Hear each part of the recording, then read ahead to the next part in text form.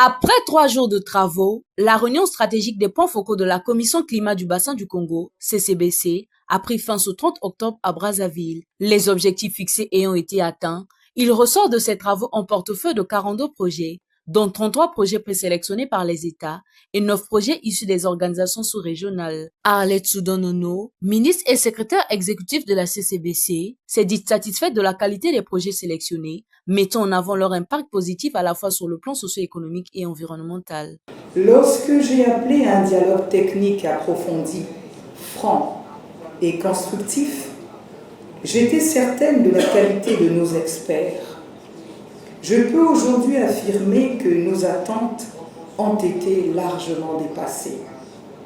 Nous sortons de ces travaux à la lecture du rapport et dont lecture vient d'être faite avec un portefeuille de 42 projets, dont 33 projets présélectionnés par les États et 9 projets issus des organisations sous-régionales.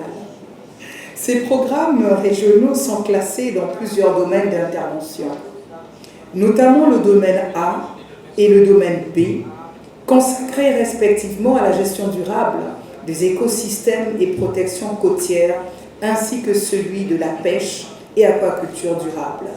Concernant les projets nationaux présélectionnés, permettez-moi d'exprimer ma satisfaction sur les projets retenus en raison de leur valeur ajoutée dans les domaines à la fois socio-économiques et écologiques. La BDAC, elle, s'est engagée à accompagner les projets prioritaires élaborés par les points focaux en vue de mobiliser l'attention des bailleurs de fonds, des investisseurs et des partenaires lors de la pré-table ronde prévue le 7 novembre à Belém, au Brésil. Son vice-président a réaffirmé l'engagement de la banque à demeurer le moteur du financement du développement durable dans le bassin du Congo.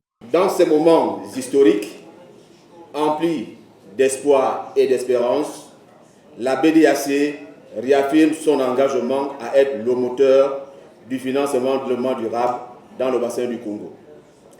Dans mon village, situé dans la grande forêt équatoriale, un proverbe nous rappelle que l'aiguille, bien que petite et fine, n'est pas la moins solide des outils ferreux.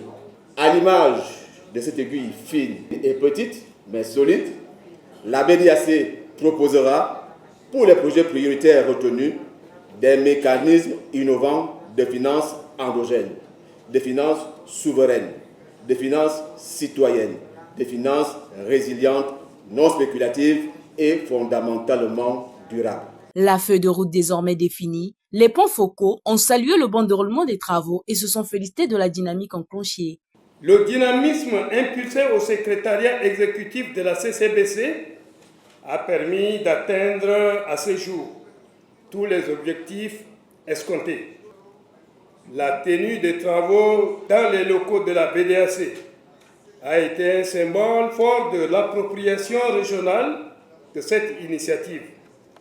De même qu'elle marque la volonté de cette institution communautaire de jouer un rôle moteur dans la concrétisation des projets structurants du bassin du Congo. À l'issue des travaux, les participants ont effectué une visite des installations de la Commission climat du bassin du Congo et de la radio-télévision du bassin du Congo.